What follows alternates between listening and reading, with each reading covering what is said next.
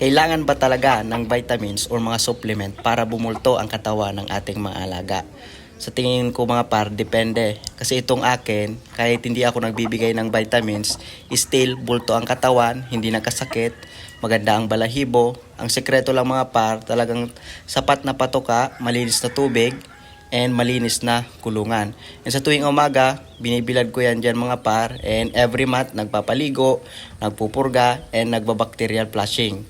Ngayong June 4 mga par, turning 6 months na yan, and gagawin ulit natin yung routine or yung program pala natin sa ating lemon. Ang pagpupurga, pagpapaligo, bacterial flushing. Ayan, kaya kung makakita nyo, sobrang ganda ng katawan.